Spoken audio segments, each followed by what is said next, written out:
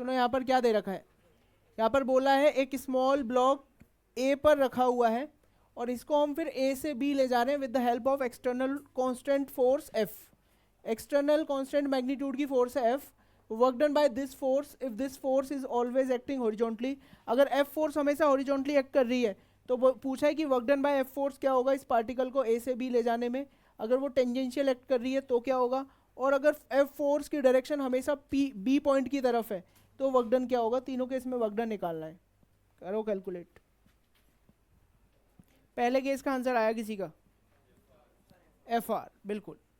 तो पहले केस में क्या है कि फोर्स हमेशा हॉरिजॉन्टल लग रही है, तो हम जानते हैं कि वर्क डन का सीधा सीधा फॉर्मूला यूज कर लेंगे, work done is equals to force into displacement in the direction of force, displacement in the direction of force. तो फोर्स की डायरेक्शन में डिस्प्लेसमेंट कितना हुआ, जब फोर्स हॉरिजॉन्टल लग रही थी, हॉरिजॉन्टल डिस्प्लेसमेंट कितना है ए से लेकर बी तक, आर के बराबर। तो यहाँ पे तो ठीक है, यहाँ पे वर्क डन हो जाएगा एफ इंटू आर। अब बी केस में आते हैं, बी केस में बोला हुआ है कि जब फोर्स टेंजेंशियली लग रही है तो इस केस में क्या करेंगे हम, किसी भी थीटा पे जाके एक डी थीटा थिकनेस का एलिमेंट, तो थीटा पे जाके डी थीटा,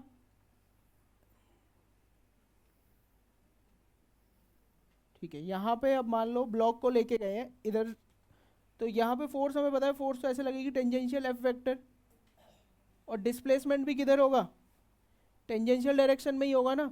और ये वाला डिस्प्लेसमेंट होगा कितना, डी आर, और डी आर की वैल्यू कितनी होगी, आर डी थीटा के बराबर होगी। तो यहाँ पे स्मॉल वर्क डन अगर हम देखें तो स्मॉल वर्क डन कितना हो जाएगा, फोर्स एफ और एफ के डायरेक्शन में डिस्प्लेसमेंट कितना हुआ है, D R, R D theta sorry, so D R is R D theta, तो एफ डी आर लिख लेंगे सीधा। तो ये हो जाएगा अपने पास एफ आर डी थीटा, इतना स्मॉल वर्क डन है। टोटल वर्क डन के लिए क्या करेंगे, इंटीग्रेशन ऑफ डी डब्ल्यू, तो ये हो जाएगा integration of F R D theta. तो एफ इंटू आर तो कॉन्स्टेंट है, तो एफ आर बाहर निकाल दिया, और integration of D theta, theta की लिमिट कहाँ से कहाँ तक होगी यहाँ पे, 0 से पाई बाई 2, 0 से पाई बाई 2, तो ये हो जाएगा एफ आर पाई अपॉन 2।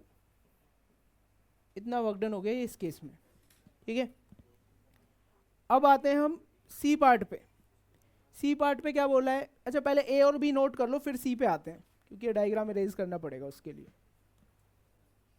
चलो ए और बी नोट कर लिया, अब आओ सी पार्ट पे आते हैं। देखो सी पार्ट में भी यही करेंगे, किसी भी थीटा पे जाके डी थीटा का एलिमेंट,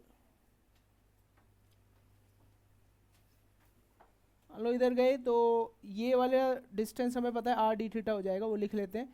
यहाँ पर क्या है कि जो फोर्स है वो हमेशा बी की तरफ पॉइंट कर रही है, तो यहाँ पे अगर इसको ज्वाइन करें तो फोर्स अपनी इस डायरेक्शन में होगी, है ना, एफ वेक्टर। और डिस्प्लेसमेंट तो अलोंग ऐसे ही हो रहा है ना, along the surface of the hemisphere जो भी है ना, तो ये होगा डी आर वेक्टर।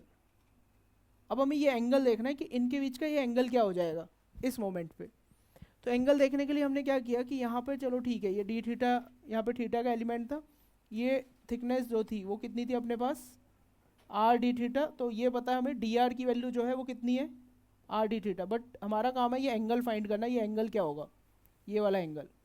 तो ये वाला एंगल देखने के लिए पहले ये वाला एंगल बताओ, ये वाला एंगल कितना हो जाएगा, पाई बाई 2 माइनस थीटा, ये वाला एंगल इतना हो जाएगा, ठीक है। तो और कौन सा एंगल हम बता सकते हैं, ये वाला एंगल कैसे निकाला जाए, सोचो थोड़ा सा। यहाँ पे देखो ये रेडियस है, ये दोनों डिस्टेंस बराबर हैं, ये भी रेडियस है और ये भी क्या है, रेडियस है। इस वाले एंगल को let's say for the timing phi बोल देते हैं, ये एंगल फाई है तो ये वाला एंगल भी क्या होगा, फाई होगा। तो हमें दिख रहा है कि इन तीनों एंगल का सम 180 होना चाहिए। तो यहाँ से हम बोल सकते हैं कि pi by 2 minus theta plus का 2 फाई इज इक्वल्स टू पाई के बराबर होगा। तो यहाँ से होगा पाई बाई 2 प्लस थीटा, तो फाई हो जाएगा अपना पाई बाई 2, यही होगा pi by 4 plus theta by 2, pi by 4 plus theta by 2, इतना होगा। समझ में आ रहा है सबको? अब ये वाला जो एंगल है, इन दोनों के बीच का एंगल जो है, ठीक है, इस वाले एंगल को लेट से हम बोल लेते हैं कि इन दोनों के बीच का एंगल ये है अल्फा। तो अल्फा की वैल्यू क्या होगी? ये तो 90 डिग्री है ना पूरा एंगल, तो ये 90 डिग्री है, तो अल्फा क्या होगा? 90 माइनस 5। तो यहाँ से अल्फा अपने पास हो जाएगा π/2 माइनस 5, जो कि तुम्हारे पास आ जाएगा π/4 माइनस θ/2। क्लियर? अब देखो वर्क डन निकालते हैं, सी पार्ट में वर्क डन। तो वर्क डन होगा अपना integration of F vector dot D R vector, या फिर बोल सकते हैं integration F D R cos theta. Okay, cos theta नहीं, यहाँ पर तो एफ और डी आर के बीच का एंगल क्या है? एल्फा है, ठीक है, इस मोमेंट पे एल्फा एंगल। तो ये तुम्हारे पास आ जाएगा integration of F into R D theta और कॉस ऑफ एल्फा की वैल्यू π/4 माइनस θ/2, तो π/4 माइनस θ/2। तो यहाँ पर एफ और आर तो बाहर आ जाएंगे, और थीटा की वैल्यू फिर से वही कि 0 टू π/2 इंटीग्रेशन होगा थीटा की लिमिट। तो integration of cos π/4 minus θ/2 d theta from 0 to π/2। अब इसको इंटीग्रेट कर लेते हैं, आंसर आ जाएगा, नोट कर लो। कॉस का इंटीग्रेशन क्या होता था? साइन होता था, तो एफ आर यहाँ पर रहेगा ये साइन π/4 माइनस θ/2। और क्या होता था? जो भी इस टर्म का डिफरेंशिएशन होता था वो डिनोमिनेटर में आ जाता था। इस टर्म का डिफरेंशिएशन होगा -1/2 और लिमिट फ्रॉम 0 टू π/2। तो ये आ जाएगा एफ आर 0 माइनस 1/√2 अपॉन में माइनस का 1/2। सो ये आएगा, overall answer is √2 F R. अब इसका एक शॉर्टकट देखेंगे हम, शॉर्टकट नहीं कॉन्सेप्ट समझेंगे कि बिना इंटीग्रेशन ये सब करे भी ये आंसर आ सकता था। ठीक है, सुनो कॉन्सेप्ट क्या होता है ना, √2 एफ आर आंसर आ रहा है। ऐसी फोर्सेस जिनकी डायरेक्शन हमेशा एक फिक्स पॉइंट की तरफ होती है उन्हें हम बोलते हैं सेंट्रल फोर्सेस। ठीक है, तो यहाँ पर ये जो फोर्स थी इसकी डायरेक्शन हमेशा बी पॉइंट की तरफ थी। इट मीन्स यहाँ पे जो एफ फोर्स है थर्ड केस में, वो कैसी फोर्स है? वो एक सेंट्रल फोर्स है, एक फिक्स सेंटर की तरफ उसकी डायरेक्शन है। और वर्क डन बाय जो सेंट्रल फोर्स होता है वो इंडिपेंडेंट ऑफ पाथ होता है। Basically central forces are conservative forces. तो इसी वजह से क्या होगा, यहाँ पे वर्क डन जो होगा वो फोर्स इनटू क्या होता है कि जो भी लाइन जो इनिशियल और फाइनल पॉइंट को ज्वाइन करने वाली जो लाइन होती है उसी के लेंथ के बराबर होती है। फोर्स और इनिशियल पॉइंट और फाइनल पॉइंट को ज्वाइन करने वाली लाइन, ये ए बी डिस्टेंस कितना होगा तुम्हारे पास? √2r होगा। तो सीधा f इंटू √2r कर देंगे। देखो, those forces which always points towards a fixed point are called central forces. Work done by central force is independent of path. So basically central forces are conservative forces. Central forces are conservative forces. Work done by central force,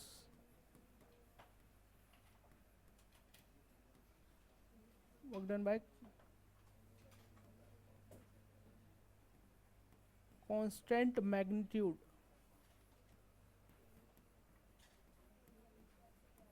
central force.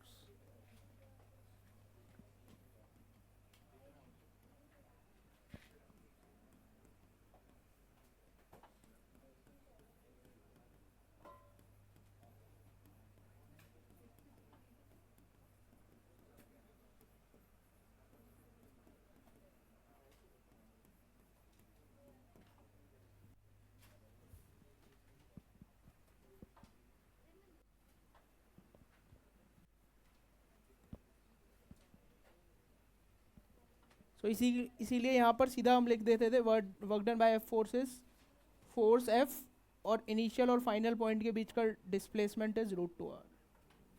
तो वो directly इसीलिए आ गया था।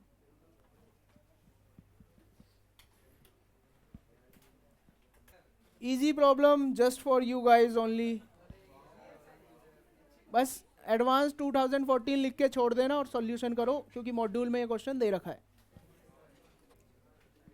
क्या दे रखा है? Consider an elliptically shaped rail PQ in the vertical plane with OP is equal to 3 metre और OQ दे रखा है, ठीक है। A block of mass 1 kg is pulled along the rail from P to Q। एक block को P से Q लेके जा रहे हैं with a force of 18 newton. 18 newton force लगा रखी है, लेकिन जो अपनी 18 न्यूटन वाली फोर्स है ये हमेशा PQ लाइन के पैरेलल है, ठीक है। तो assuming no frictional losses you have to find out the kinetic energy of block when it reaches point Q। Force हमेशा PQ के पैरेलल है, तो work done by force PQ क्या हो जाएगा? बताना चाहेगा कोई? Work done by force PQ क्या हो जाएगा इस केस में? Force into displacement in the direction of force. Force की डायरेक्शन हमेशा ये वाली है, और इस डायरेक्शन में डिस्प्लेसमेंट कितना हुआ है? 5, तो 18 इंटू 5 हो जाएगा, क्योंकि कांस्टेंट फोर्स बन गई ना ये, ना मैग्नीट्यूड चेंज हो रहा है ना डायरेक्शन चेंज हो रही है। यहाँ पर F क्या है? एक्सटर्नल फोर्स है, तो एक्सटर्नल फोर्स का work done work energy theorem से क्या होता था? E final minus E initial होता था। अच्छा 10 आ रहा है, चलो देखते हैं क्या है। Work done by external forces E final minus E initial. सुन लो, अब इस लेवल को मैं GPE का 0 लेवल बोल देता हूँ, ठीक है। ये GPE का 0 लेवल हुआ। Work done by F force हमने देख ही लिया था कि फोर्स है 18 और displacement in the direction of force that is PQ की लेंथ जो कि है 5 मीटर। तो work done by F force is 18 into 5। E final में अपने पास होगा K final plus U final और minus of K initial plus U initial. Initially K initial भी 0 है, यहाँ से जस्ट स्टार्ट हुआ है, U इनिशियल भी 0 है, तो 18 इंटू 5 ये हो जाएगा तुम्हारे पास 90। K फाइनल निकालना है और U फाइनल हो जाएगा mgh। मास कितना दे रखा है इसका? 1, G की वैल्यू 10 और H कितना है? 4, तो ये कितना हो जाएगा प्लस का 40। तो K फाइनल कितना आ गया अपने पास? तो N की वैल्यू क्या आ गई? 5 ही सही आंसर है। क्या क्या निकाल दिया? इससे इजी सवाल क्या हो सकता है एडवांस में? बिल्कुल फर्जी सवाल था ये तो। देखो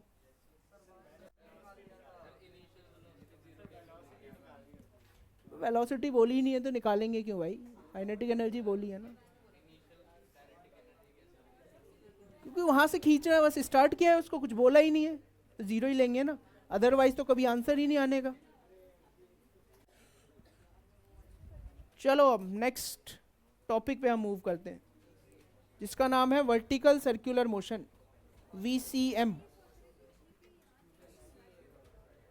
VCM सुनो, वर्टिकल सर्कुलर मोशन क्या है? सर्कुलर मोशन तो हमने पढ़ा था पूरा चैप्टर ही एक। So it is a type of circular motion जो कि अपना वर्टिकल प्लेन में हो रहा है। तो यहाँ पर ग्रेविटी भी जो होगी वो भी पार्टिकल के मोशन को इन्फ्लुएंस करेगी। नॉर्मल हमने जब वहाँ पर देखा था हॉरिजॉन्टल सर्कुलर मोशन से ही ज़्यादातर हम डील कर रहे थे, ठीक है। यहाँ पर इसको हम वर्क पावर एनर्जी में क्यों पढ़ते हैं? क्योंकि यहाँ पर एनर्जी कंजर्वेशन हमें यूज़ करना पड़ता है, तो इसीलिए वर्टिकल सर्कुलर मोशन को हम WPE में पढ़ते हैं। सुनो, अब इसके कॉमन से एग्जाम्पल अगर हम देखें, जैसे मान लो बचपन में तुमने एक झूला होता है अगर देखा होगा, एक बड़ा सा व्हील होता है, फेरिस व्हील, राइट? क्या भाई अभिवंत, तेरा तो बचपन ही चल रहा है अभी। अब तुम सब 10वीं वाले अभी बचपन में ही हो, समझो। इधर देखो, देखा होगा तो यहाँ पे जो मोशन हो रहा होता है वो किस में हो रहा होता है? वर्टिकल प्लेन में हो रहा होता है, ठीक है। और अगर एग्जांपल लें, जैसे मान लो ये कोई एक स्फीयर टाइप होता है, पता नहीं तुम लोगों ने देखा है या नहीं, और इसमें जनरली बाइकर वगैरह क्या होते हैं ना, वो बाइक वगैरह चला रहे होते हैं, इसमें स्फीयर के अंदर एक स्फीयर सा होता है, ठीक है। तो ये भी क्या है? एक सर्कुलर मोशन ही है जो कि वर्टिकल प्लेन में हो रहा है, ठीक है। यहाँ पे अगर हमसे पूछा जाए कि अगर ये सर्कुलर मोशन में घूम रहा है तो इसको सेंट्रीपिटल फोर्स किसने प्रोवाइड करी? तो यहाँ पर इस सेंटर की तरफ हमेशा क्या रहेगा? नॉर्मल। नीचे क्या रहेगा? mg। और ये आगे मान लो u स्पीड से जा रहा है, ठीक है, इस पॉइंट पे, और इस पॉइंट पे अगर नॉर्मल पूछ ले तो कोई बड़ी बात नहीं है, सेंट्रीपिटल सेंट्रीफ्यूगल कुछ भी लगा दो, ठीक है। अगर मैं सेंट्रीफ्यूगल से देखूँ तो इस पर क्या होगा, बाहर की तरफ एक और फोर्स आ जाएगी, क्या, mu²/r, और यहाँ पर नॉर्मल हम क्या बोल देंगे कि नॉर्मल इस मोमेंट पे होगा mg प्लस mu²/r। ये बात समझ में आती है भाई सबको, ठीक है। अच्छा, अगर यहाँ पूछे कि वर्क डन बाय नॉर्मल क्या होगा, work done by normal complete path में, कंप्लीट पाथ या कभी भी देख लो, work done by normal, work done by normal क्या आएगा इस केस में, क्योंकि नॉर्मल हमेशा सेंटर की तरफ है ना, और डिस्प्लेसमेंट हमेशा टेंजेंशियल डायरेक्शन में, तो सेंट्रीपिटल और टेंजेंशियल डायरेक्शन है, एंगल 90 डिग्री हो गया फोर्स और डिस्प्लेसमेंट में, इसीलिए वर्क डन बाय नॉर्मल 0। और फिजिक्स में अगर हम बात करें, one of the most common example जो वर्टिकल सर्कुलर मोशन का होता है वो होता है पेंडुलम मोशन। तो यहाँ पर अपने पास एक पेंडुलम है और उसका बॉब है, बॉब का मास है m, ठीक है। तो यहाँ पे अगर फोर्सेस लिखें तो कौन कौन सी फोर्सेस लग रही होंगी इस पे, ऊपर की तरफ टेंशन, नीचे mg, और अगर ये कुछ इस तरह से इस पाथ में मूव कर रहा होगा तो इधर इसकी स्पीड है u, ठीक है।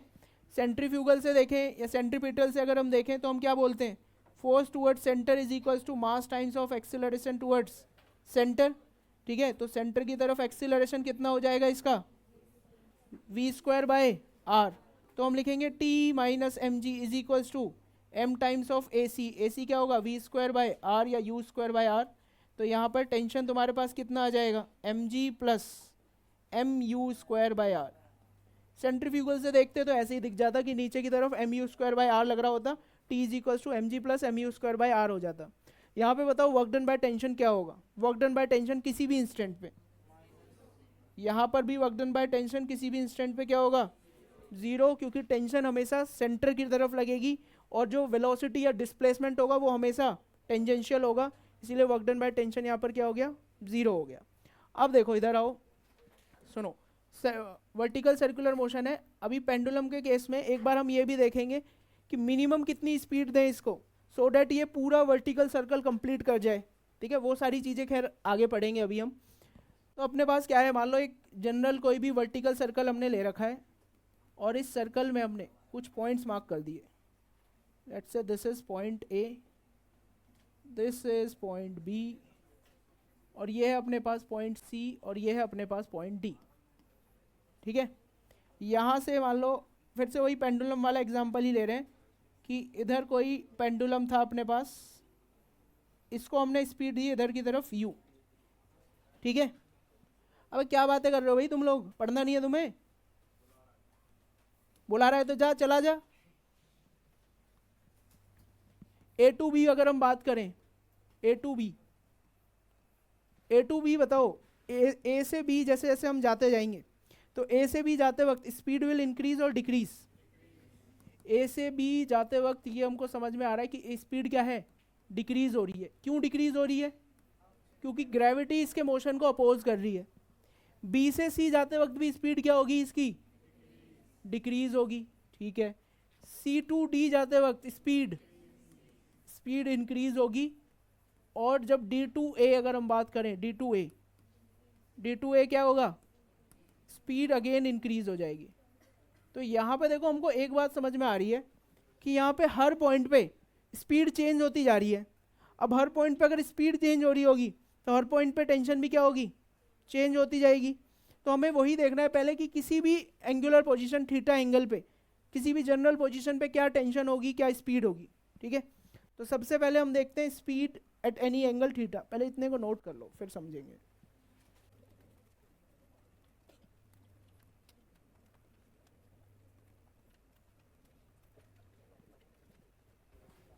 आओ अब निकालते हैं किसी भी जनरल पोजीशन पे स्पीड और टेंशन।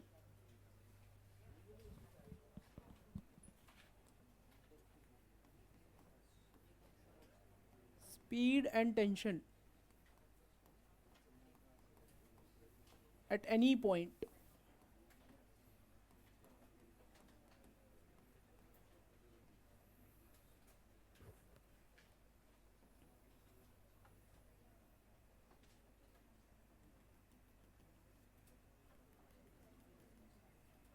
सुनो भाई, देखो इधर ध्यान से देखो, नोट मत करो, पहले समझ लो चीजें।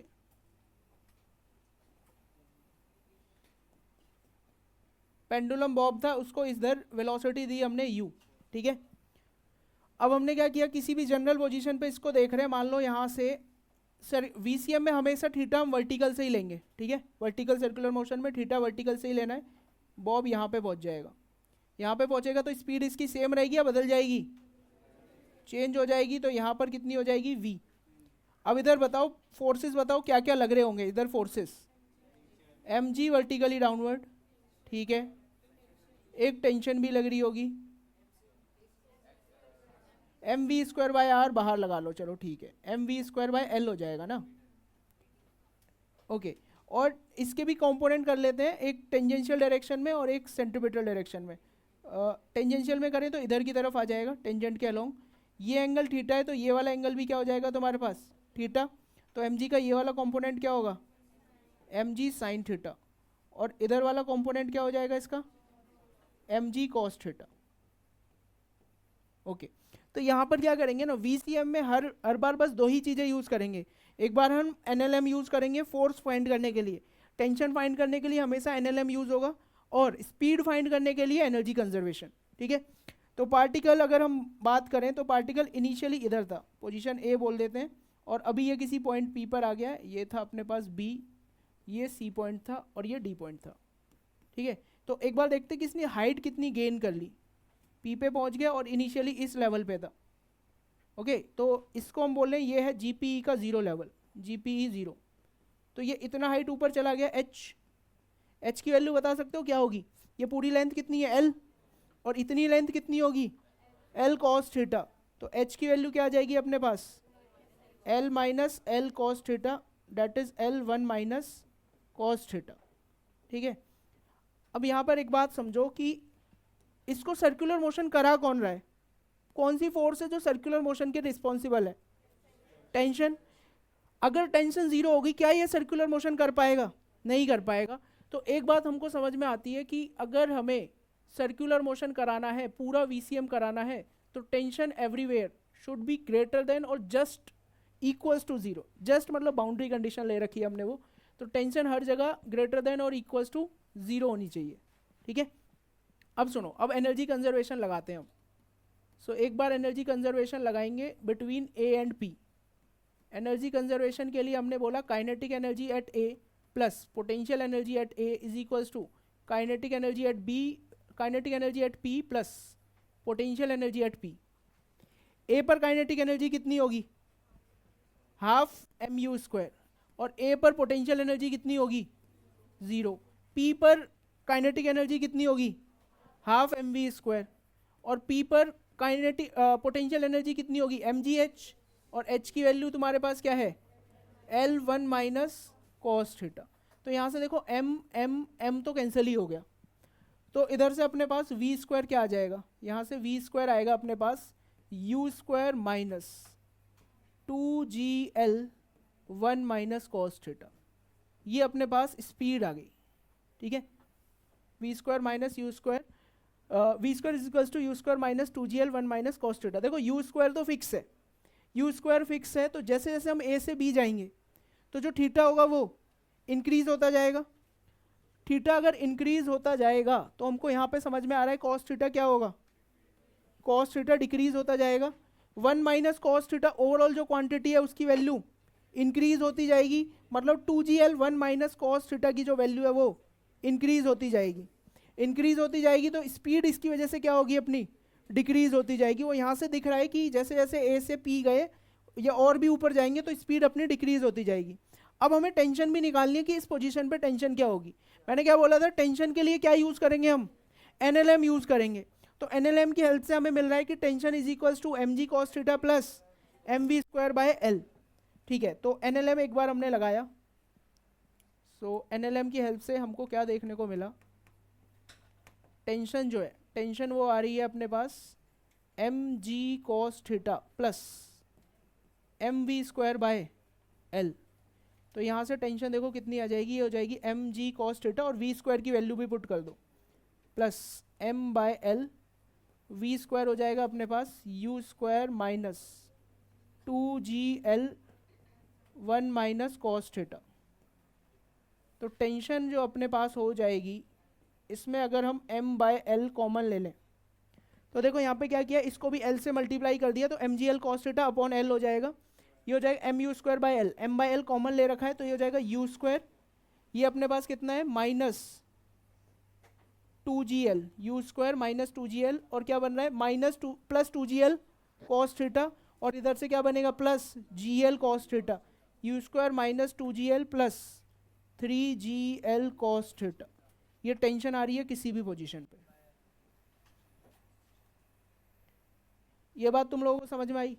अब यहाँ पर अगर टेंशन के बारे में भी देखें कि टेंशन डिक्रीज हो रही है या नहीं, u कांस्टेंट है, ठीक है, 2gl भी कांस्टेंट है, तो ओवरऑल ये वाला टर्म कांस्टेंट है। लेकिन जैसे जैसे हम ऊपर जा रहे हैं theta is increasing, means cos theta अगर डिक्रीज कर रहा है तो टेंशन भी डिक्रीज करेगी। तो cos थीटा मिनिमम कहाँ पर होगा? cos थीटा की मिनिमम वैल्यू क्या होती है? -1। -1 मतलब थीटा कितना होगा 180, थीटा 180 मतलब कौन सा वाला पॉइंट? C point.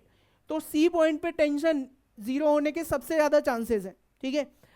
हम ऐसा बोल सकते हैं कि अगर टेंशन सी पर जीरो नहीं हुई तो पूरे पाथ में कहीं भी जीरो नहीं होगी, ठीक है। तो वीसीएम कराने के लिए अगर पूरा वीसीएम कराना है, tension everywhere greater than equals to zero से अच्छा क्या हम ये बोल सकते हैं tension at C should be greater than और इक्वल्स टू जीरो? होगा या नहीं? कि अगर टेंशन सी पर जीरो नहीं हुई बाकी तो किसी पॉइंट पे फिर वो जीरो नहीं होने वाली, क्योंकि टेंशन मिनिमम कहाँ पर है? तो टेंशन मैक्सिमम कहाँ पर होगी अगर मिनिमम सी पर है तो ए पर। तो यहाँ से हमें ये भी समझ में आ रहा है टेंशन ए पर मैक्सिमम है। और टेंशन ए पर होगी क्या? देखो ऊपर की तरफ टेंशन है, इधर यू है, तो नीचे क्या होगा mg और mu²/l भी नीचे। So tension is maximum at A, और टी मैक्स की वैल्यू क्या हो जाएगी अपने पास? mg plus mu²/l। पर लिख लेते हैं हम,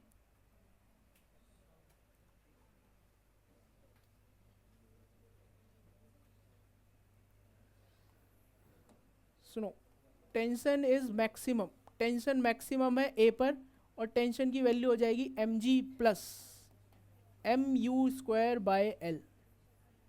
अच्छा, अब जब बॉल सी पर पहुंच जाएगी, सी पर अगर हम बात करें, ऐसे स्ट्रिंग से कनेक्ट है और इसकी स्पीड हो जाएगी लेट्स से v, ठीक है। तो यहाँ पर टेंशन इधर ही लग रहा होगा टेंशन, और इधर की तरफ ही क्या हो जाएगी mg, और सेंट्रीफ्यूगल के टर्म्स में बात करूँ तो बाहर की तरफ क्या लगेगा इस पे? mv²/l, है ना। तो टेंशन क्या हो जाएगा? t plus mg is equals to mv²/l। तो टेंशन कितनी आ जाएगी वहाँ पर? मिनिमम। टेंशन मिनिमम है सी पर, और इसकी वैल्यू होगी mv²/l माइनस mg, बिल्कुल, क्योंकि t प्लस mg अपने पास mv²/l के बराबर है। तो mg को राइट हैंड साइड पे ले जाएंगे तो माइनस में आ जाएगा। नोट करो,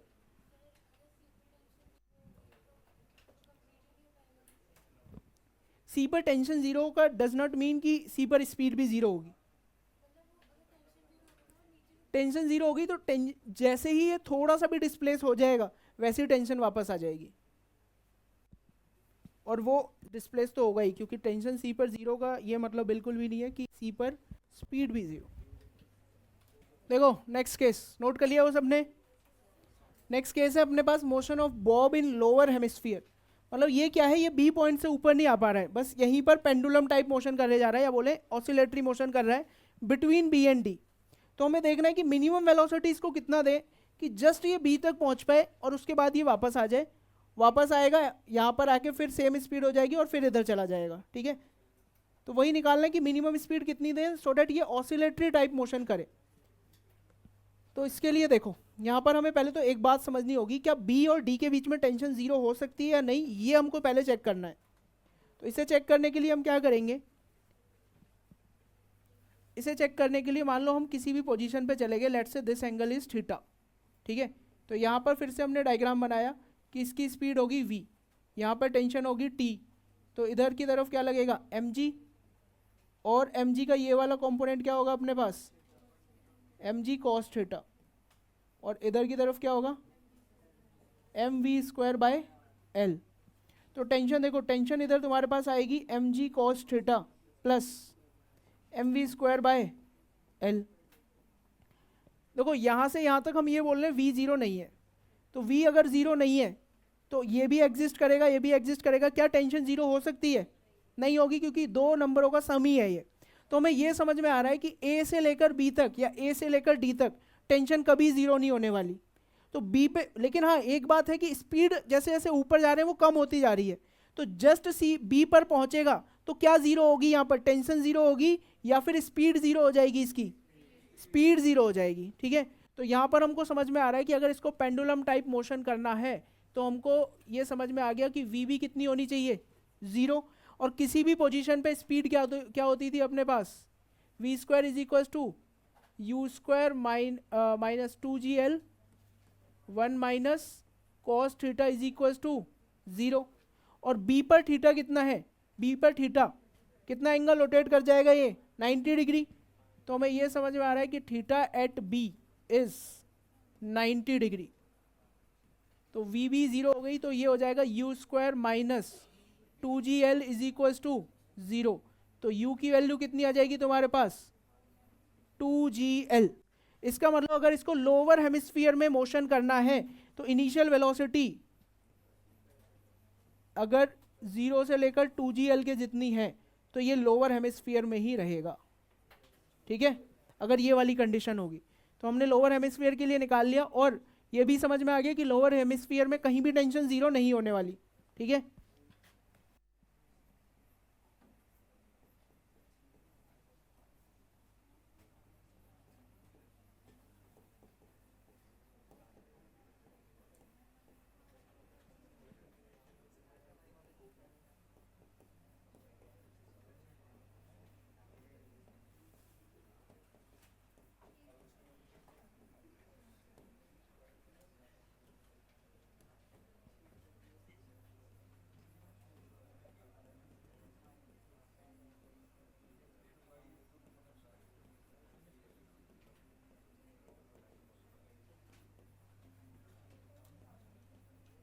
ये वैल्यू याद रखनी है, √2gl वाली।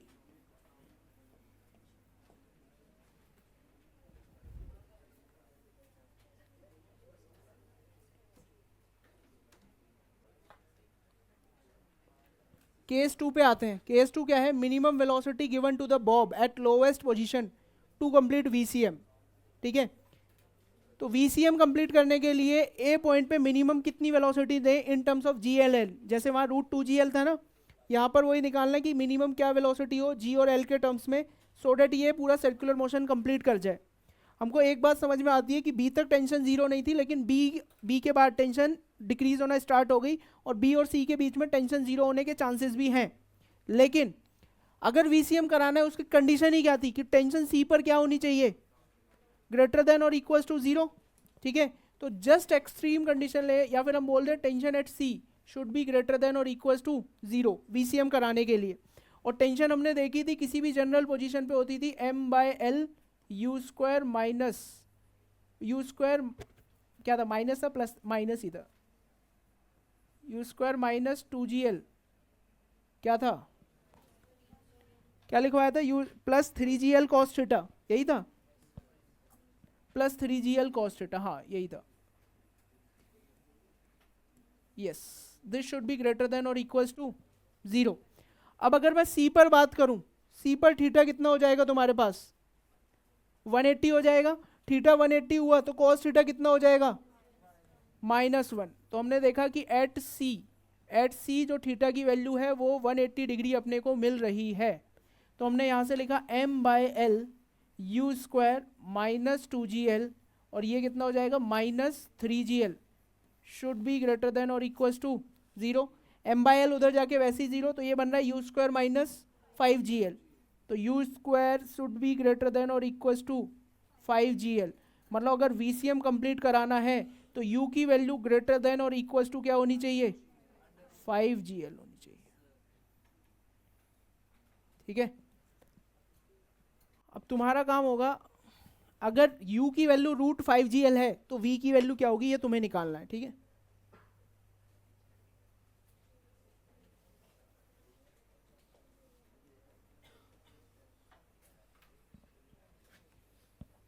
इसी में है, इसी का ही सब पार्ट है।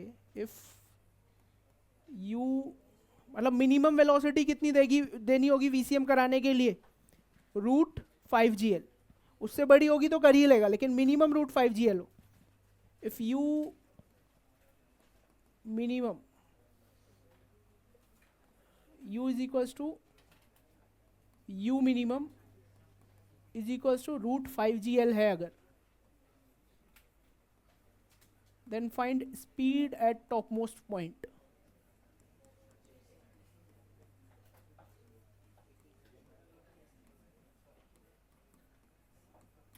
Find speed at top most point.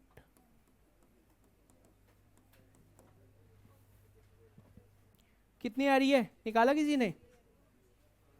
√gl आ रही है, देख लेते हैं. यहाँ पर हो जाएगा अपने पास v² जो हमने देखा था,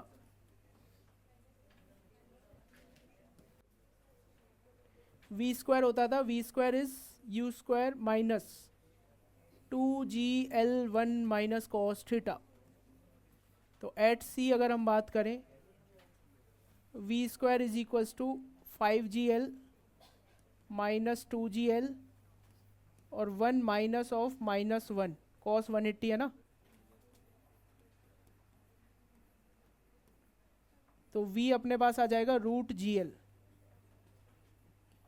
ये वैल्यू भी याद रखेंगे कि लोएस्ट पॉइंट पे अगर √5gl दिया तो टॉप मोस्ट पॉइंट पे वेलोसिटी √gl हो जाएगी. कहाँ theta 90? Oh at C theta is 180 degree.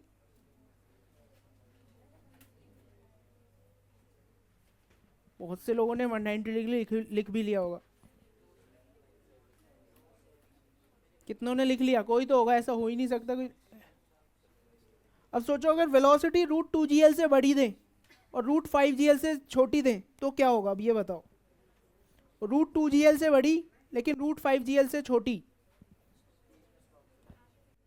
क्या होगा इस केस में? बी और सी के बीच में कहीं पे टेंशन 0 हो जाएगी, स्ट्रिंग स्लैक हो जाएगी, यहाँ पर रस्सी की टेंशन छूट जाएगी. और रस्सी की टेंशन छूटते ही लेकिन इसके पास स्पीड रहेगी टेंजेंशियल डायरेक्शन में, जिसकी वजह से ये क्या करेगा, ये पेंडुलम टाइप मोशन करते हुए गिर जाएगा. वही देखेंगे अभी. कर लिया नोट? तो देखो अब आगे आ जाओ. Next case 3. अरे शांति से देखो, समझो जल्दी ध्यान से. जितने ध्यान से समझोगे उतनी जल्दी ब्रेक होगा.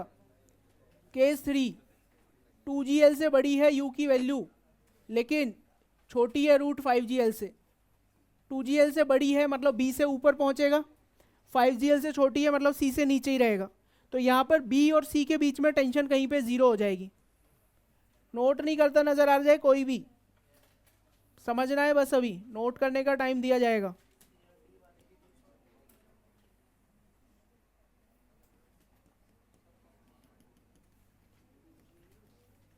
यहां पर बॉब को इनिशियल वेलोसिटी u दी है. क्या हुआ?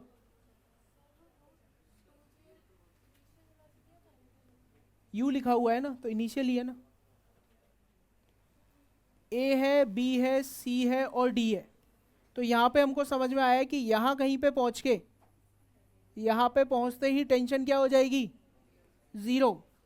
टेंशन 0 हो जाएगी लेकिन हाँ स्पीड 0 नहीं होगी, क्योंकि स्पीड तो यहाँ पे रहेगी, कुछ ना कुछ v तो रहेगी. अब इस v स्पीड की वजह से अगर तुम देखोगे, v स्पीड अब इट्स लाइक कि पार्टिकल को प्रोजेक्ट किया v स्पीड से अंडर ग्रेविटी, क्योंकि इसको कोई खींचने वाली फोर्स नहीं है सेंटर की तरफ, सिर्फ नीचे की तरफ कौन खींच रही है? ग्रेविटी. तो ये क्या करेगा, इसकी वजह से एक प्रोजेक्टाइल टाइप मोशन करते हुए नीचे गिर जाएगा, प्रोजेक्टाइल टाइप मोशन करते हुए. ठीक है, तो इस तरह से कुछ नीचे गिर जाएगा.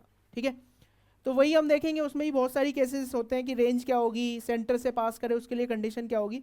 पर पहले ये हम देखते हैं कि थीटा क्या होगा इस केस में, जब यहाँ पर टेंशन 0 होगी, कितने एंगल पे ये टेंशन 0 होगी ये हमको देखना है. ओके, तो हमें पता है कि टेंशन के लिए टेंशन का जनरल फॉर्मूला क्या है? Tension is equals to T is equals to m/l u² minus 2gl और प्लस का 3gl cos थीटा. अब सोचो अगर टेंशन 0 हो गई, टेंशन 0, तो m/l u² minus 2gl plus 3gl cos theta. हमें तो थीटा देखना है कितने पे होगा ये. ओके, तो ये तुम्हारे पास हो जाएगा u² माइनस 2gl नेगेटिव में is equals to 3gl cos theta. तो वो एंगल जहाँ पर टेंशन जीरो हो जाती है वो cos थीटा होता है minus of you square minus 2gl upon 3gl। इतने एंगल पे टेंशन जीरो हो जाती है। और तो ये वाला एंगल cos थीटा नेगेटिव आ रहा है, ठीक है। ये जो थीटा है अगर तुम देखें जो वैल्यू निकालोगे पॉजिटिव मान के वैल्यू निकाल लेना, इसको साइन को भूल जाना। तो वो जो थीटा आएगा ना वो तुम्हारा फिर सीधा वर्टिकल से आ जाएगा, ठीक है। तो cos थीटा सीधा वर्टिकल से ले लेंगे हम you square minus 2gl upon 3gl लगा के। समझ में आ गई बात? क्योंकि यहाँ से ले रहे हैं तो वो नेगेटिव आ रहा है, ऊपर से ले लिया तो वो पॉजिटिव हो जाएगा अपने आप। तो इतने एंगल पे क्या होता है, इतने एंगल पे तुम्हारे पास टेंशन जो होती है वो क्या हो जाती है, जीरो हो जाती है, ठीक है। इसके बाद पार्टिकल प्रोजेक्टाइल टाइप मोशन करता है, और प्रोजेक्टाइल में भी अगर तुम देखो तो यहाँ पे बहुत सारी चीज़ें हम कैलकुलेट कर सकते हैं। एक तो इसकी हेल्प से यहाँ पे v आ जाएगा, v square is u square minus 2gl cos theta लगा के v आ जाएगा। फिर अगर हम देखें कि मैक्सिमम हाइट कितनी इसने पहुंचा तो हमें नज़र आ रही है कि इतनी ये मैक्सिमम हाइट है जो इसने इस लाइन के ऊपर रीच करी है, ठीक है। मैक्सिमम हाइट कहीं से भी पूछ सकता है। अगर बोले पॉइंट ऑफ प्रोजेक्शन से मैक्सिमम हाइट तो वो क्या हो जाएगा, l प्लस ये वाली जो लेंथ है l cos थीटा और प्लस में hm, ठीक है। और क्या पूछ सकता है कि कंडीशन बताओ सो डेट ये क्या करे, इधर से पास कर जाए, पॉइंट ऑफ प्रोजेक्शन से पास कर जाए। तो हमें पता है ये प्रोजेक्टाइल मोशन कर रहा है, तो हम इक्वेशन ऑफ ट्रेजेक्ट्री इसकी निकाल लेंगे और इसके कोऑर्डिनेट्स को सेटिस्फाई करा देंगे उस इक्वेशन में। तो वहाँ से वो एंगल मतलब वेलोसिटी वगैरह सब पता लग जाती है। नहीं समझा तो कोई बात नहीं, ठीक है। देखो इधर सुनो, इधर ये वाली वेलोसिटी, ये वाला एंगल यहाँ पर, ये एंगल थीटा है, ठीक है। तो ये वाला एंगल क्या होगा 90 माइनस थीटा, तो ये वाला एंगल भी क्या हो जाएगा थीटा। तो यहाँ x में वेलोसिटी अपने पास हो जाएगी v cos थीटा और y में अपने पास वेलोसिटी क्या हो जाएगी v sin थीटा। तो पार्टिकल यहाँ पे जो पैराबोलिक मोशन करेगा उसमें उसकी इनिशियल वेलोसिटी हम लेंगे v cos थीटा और uy वो कितना हो जाएगा अपने पास v sin थीटा। और अगर hm की वैल्यू पूछे तो hm की वैल्यू हम जानते ही होता है क्या, uy स्क्वायर अपॉन 2g। तो hm की वैल्यू यहाँ से आ जाएगी v square sine square theta upon 2g, ठीक है। फिर ऐसे ही इसकी हम इक्वेशन ऑफ ट्रेजेक्ट्री भी निकाल सकते हैं। इक्वेशन ऑफ ट्रेजेक्ट्री निकाल के सुन ले। अब अगर पूछे पॉइंट ऑफ प्रोजेक्शन से जो अपना बॉब है वो पास कर रहा है तो इक्वेशन ऑफ ट्रेजेक्ट्री में इसके पॉइंट के कोऑर्डिनेट सेटिस्फाई करा देंगे। इसको हम ओरिजिन मान लेंगे, इसको ओरिजिन मान लेंगे। तो इस पॉइंट के कोऑर्डिनेट क्या हो जाएंगे, कितना हाइट नीचे है l cos थीटा हाइट नीचे है और हॉरिजॉन्टली कितना है ये l sin थीटा। तो माइनस का l cos थीटा और y कोऑर्डिनेट और x कोऑर्डिनेट होगा क्या, यही x डायरेक्शन ले रखी है तो प्लस का l cos theta l sin theta, वो सब सेटिस्फाई करा देंगे, वो बन जाएगा मतलब जो भी होगा। मॉड्यूल में ऐसा सवाल दे रखा है और SC वर्मा का सवाल है, खैर ये पॉइंट ऑफ प्रोजेक्शन से पास करने वाला, एरोडोम में भी दे रखा है। ये हो जाएगा, नोट करो इसको, ये याद रखना, ये याद रखना, क्योंकि अगर ये याद रहेगा तो बहुत जल्दी कैलकुलेशन होगी।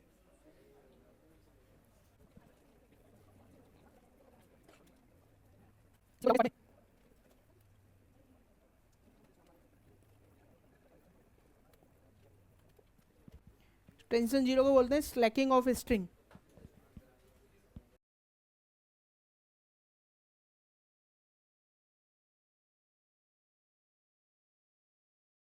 वेलोसिटी एट पी भी बतानी है, वेलोसिटी एट पी जहाँ पर स्ट्रिंग सेलेक्ट करेगी।